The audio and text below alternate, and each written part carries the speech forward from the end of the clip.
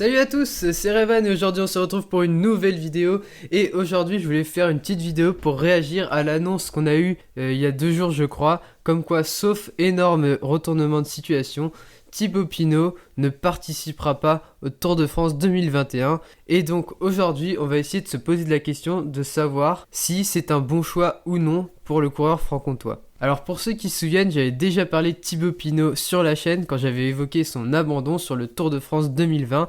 Et à l'époque, c'est vrai, j'avais été très dur avec Thibaut Pinot en disant que les blessures, à force de se répéter à un moment donné, ça ne pouvait pas qu'être un problème de malchance et qu'il y avait forcément quelque chose derrière. Peut-être un peu d'appréhension, peut-être qu'il supportait pas tout simplement la pression d'être un leader sur un grand tour et encore plus quand on est un coureur français sur le Tour de France.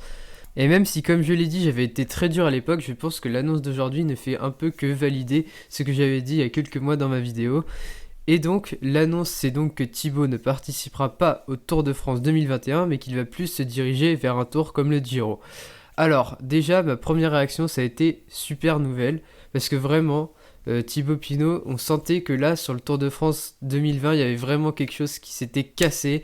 Vraiment, j'avais l'impression c'était pas comme en 2019 où il était vraiment déçu, il était effondré. Là, en 2021, c'était carrément une espèce de ras-le-bol, il y en avait marre, quoi.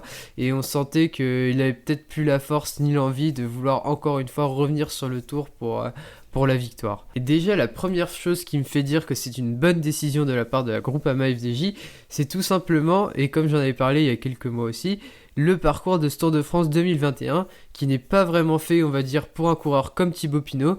C'est un parcours avec pas mal de contre-la-montre, et donc j'imagine bien sûr un Tadej Pogačar ou un Primož Roglič écraser vraiment la concurrence sur ce Tour de France 2021. Et donc déjà, on sentait que Thibaut Pinot, c'était pas forcément un parcours qui lui convenait. Il n'y a pas énormément de montées qu'il apprécie, comme on pouvait l'avoir sur le Tour 2019. Et donc déjà, rien qu'avec ce parcours, on pouvait déjà se dire que c'était extrêmement compliqué pour lui d'essayer de jouer la victoire finale. On en arrive donc au Tour d'Italie, et là, ça va vraiment être, je pense, c'est exactement le type de course et d'étape que Pinot adore. On l'a déjà vu, que ce soit en 2017 ou en 2018, c'est vraiment des routes sur lesquelles Thibaut Pinot s'éclate. Il est aussi, comme je l'ai dit précédemment, loin de la pression du public français. Il est en Italie, il aura beaucoup moins de pression. Là, c'est les supporters italiens, c'est pas les supporters français qui sont à côté et qui attendent de toi d'être le successeur de Bernard Hinault depuis 1985. Et donc là, vraiment, il va pouvoir se faire plaisir, évacuer un peu toute la pression qu'il a eue sur ces 2 dernières années. Et je pense que ça va lui permettre de vraiment reprendre de la force, reprendre confiance en lui.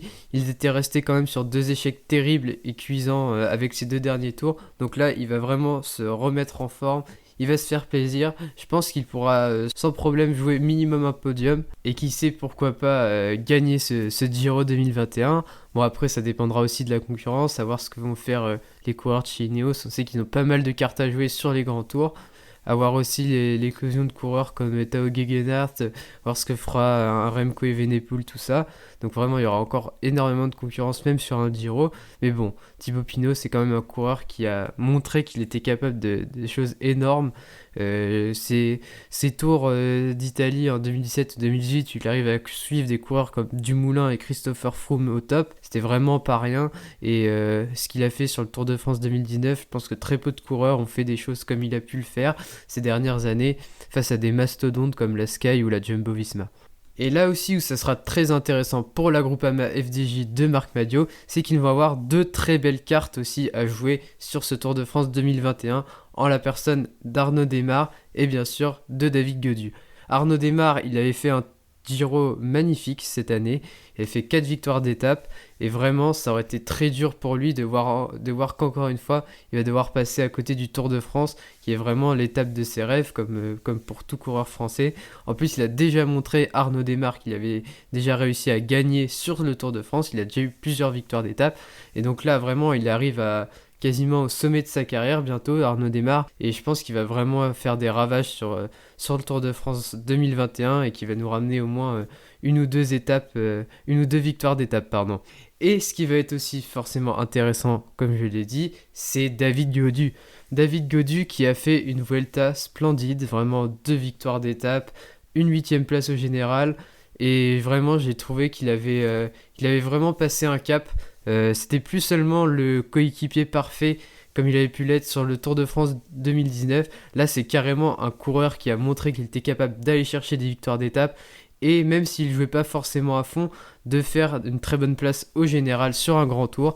Et donc à 24 ans, c'est vraiment le moment pour lui d'aller se tester, d'aller se frotter au plus grand et de voir ce que ça donne. Et peut-être qui sait qu'on va avoir un David Gaudu très surprenant et qui pourra peut-être nous faire un tour à la Pinot ou Bardet en 2014. Mais néanmoins, je ne peux pas m'empêcher de penser que Thibaut Pinot a quand même vraiment raté quelque chose d'extraordinaire en 2019.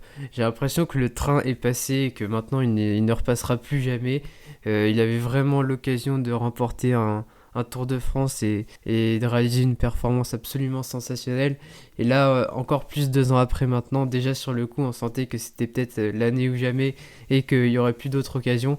Mais là, 2 ans après, vraiment, on se rend compte que, bah ouais, encore plus maintenant, quand on voit que maintenant, après son échec encore une fois en 2020 et le fait qu'il veut plus trop retourner sur le Tour de France, c'est quand même triste de se dire que, bah en 2019, il est vraiment passé à côté du rêve de sa vie, tout simplement, et que l'occasion maintenant se représentera sans doute plus. Et c'est ça un petit peu qui va me déranger quand on fera le bilan au final de la carrière de Thibaut Pinot. Je vais pas parler trop vite, il reste encore de très belles années. Mais bon, je pense que on pourra pas s'empêcher d'avoir quand même un petit goût d'inachevé avec ce coureur. Mais bon voilà, j'espère que cette vidéo vous aura plu. N'hésitez pas à vous abonner et liker comme d'habitude. Je m'excuse aussi pour tous ceux qui sont abonnés à la chaîne récemment.